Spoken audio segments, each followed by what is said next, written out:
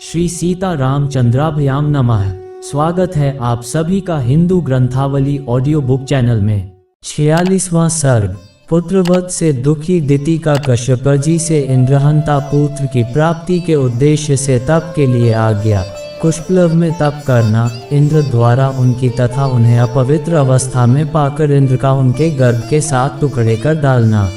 अपने उन पुत्रों के मारे जाने पर दिति को बड़ा दुख हुआ। वे अपने पति मरीचिनंदन कश्यप के पास जाकर बोली, भगवान, आपके महाबली पुत्र देवताओं ने मेरे पुत्रों को मार डाला, अतः मैं दीर्घकाल की तपस्या से उपार्जित एक ऐसा पुत्र चाहती हूँ जो इंद्र का वध करने में समर्थ हो। मैं तपस्या करूँगी, आप इसके लिए मुझे आज्ञा दें और मेरे गर्भ में ऐसा पुत्र प्रदान करें जो सब कुछ करने में समर्थ तथा इंद्र का वध करने वाला हो। उसकी यह बात सुनकर महातेजस्वी मरीचिनंदन कश्यप ने उस परम दुखिनी दिति को इस प्रकार उत्तर दिया, तपोधने, ऐसा ही हो, तुम शौचाचार का पालन करो, तुम्हारा भला हो। तुम ऐसे पुत्र को जन्म दोगी जो युद्ध में इंद्र को मार सके। यदि पूरे 1 सहस्र वर्ष तक पवित्रता पूर्वक रह सकोगी तो तुम मुझसे त्रिलोकीनाथ इंद्र का वध करने में समर्थ पुत्र प्राप्त कर लोगी। ऐसा कहकर महातेजस्वी कश्यप ने दिति के शरीर पर हाथ फेरा, फिर उनका स्पर्श करके कहा, तुम्हारा कल्याण हो। ऐसा कहकर वे तपस्या के लिए चले गए। नरश्रेष्ठ, उनके चले जाने पर दिति अत्यंत हर्ष और उत्साह में भरकर कुशप्लव नामक तपोवन में आई और अत्यंत कठोर तपस्या करने लगी। पुरुष प्रवर श्री राम। दिति के तपस्या करते समय सहस्रलोचन इंद्र विनय आदि उत्तम गुण संपत्ति से युक्त हो उनकी सेवा टहल करने लगे। सहस्राक्ष इंद्र अपनी मौसी दिति के लिए अग्नि, कुशा, काष्ठ, जल, फल, मूल तथा अन्य अभिलषित वस्तुओं को ला ला कर देते थे। इंद्र मौसी की शारीरिक सेवाएं करते, उनके पैर दबाकर उनकी थकावट मिटाते तथा ऐसी ही अन्य आवश्यक सेवाओं द्वारा वे हर समय दिति की परिचर्या करते थे।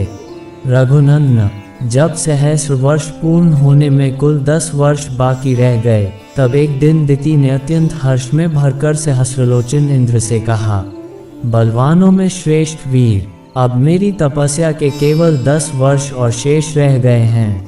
तुम्हारा भला हो, 10 वर्ष बाद तुम अपने होने वाले भाई को देख सकोगे। बेटा, मैंने तुम्हारे विनाश के लिए जिस पुत्र की याचना की थी, वह जब तुम्हें जीतने के लिए उत्सुक होगा, उस समय मैं उसे शांत कर दूंगी। तुम्हारे प्रति उसे वैर भाव से रहित तथा भ्रात स्नेह से युक्त बना दूंगी। फिर तुम उसके साथ रहकर उसी के द्वारा की हुई त्रिभुवन विजय का सुख निश्चिंत होकर भोगना। सुरश्रेष्ठ, मेरे प्रार्थना करने पर तुम्हारे महात्मा पिता ने 1000 वर्ष के बाद पुत्र होने का मुझे वर दिया है। ऐसा कहकर दिति नींद से अचेत हो गईं।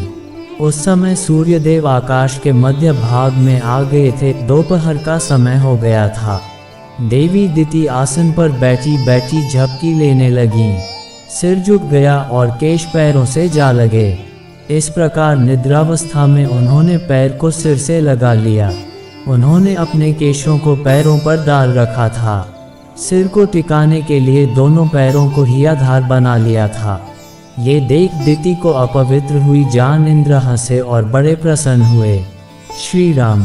फिर तो सतत सावधान रहने वाले इंद्र माता दिति के उदर में प्रविष्ट हो गए और उसमें स्थित हुए गर्भ के उन्होंने 7 टुकड़े कर डाले। श्री राम। उनके द्वारा 100 पर्वों वाले वज्र से विदीर्ण किए जाते समय वह गर्भस्थ बालक जोर जोर से रोने लगा। इससे दिति की निद्रा टूट गई। वे जागकर उठ बैठी। तब इंद्र ने उस रोते हुए गर्भ से कहा, भाई मत रो। परंतु महातेजस्वी इंद्र ने रोते रहने पर भी उस गर्भ के टुकड़े कर ही डाले। उस समय दिति ने कहा, इंद्र, बच्चे को न मारो। माता के वचन का गौरव मानकर इंद्र सहसा उदर से निकल आए। फिर वज्र सहित इंद्र हाथ जोड़कर दिति से कहा, देवी, तुम्हारे सिर के बाल पैरों से लग गए थे।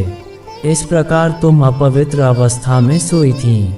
यही छिद्र पाकर मैंने इस इंद्रहंता बालक के साथ टुकड़े कर डाले हैं।